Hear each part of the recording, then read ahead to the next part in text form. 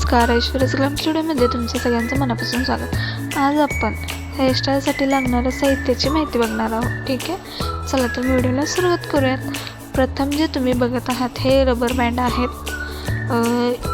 हे जे आहेत हे व्हाईट कलरचे आहेत, ज्याच्यावरती ब्लॅक कलरचे पट्टे आहेत।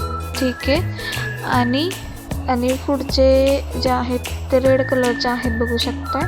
आणि हे जे आहेत ते कलरमधले आहेत। प्रत्येक हेअरस्टाईलला वेगळे असे लागतात, त्यामुळे आपल्याला सगळ्या कलरचे ठेवायचे।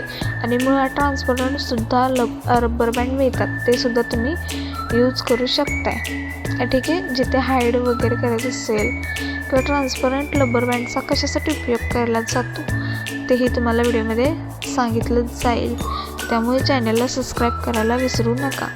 ठीक आहे, सेकंड बघू शकताय।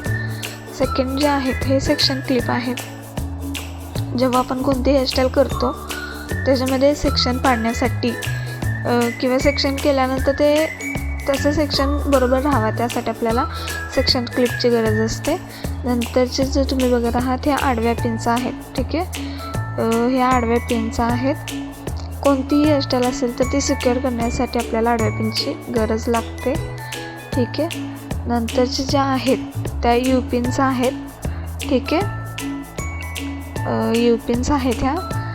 आणि नंतरचे जे दिसत आहेत त्या डेकोरेट करण्यासाठी आपण फ्रेंच रोल वगैरे घातला तर त्याला डेकोरेट करण्यासाठी आपल्याला ह्या यू पिना यूजफुल ठरतात।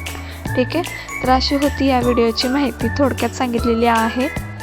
याच्यावरती अजून डिटेल माहिती पाहिजे असेल तर नक्की कमेंट करा। अशाच नवनवीन व्हिडिओ बघण्यासाठी चॅनलला नक्की सबस्क्राईब करा। भेटूया पुढच्या व्हिडिओमध्ये। धन्यवाद।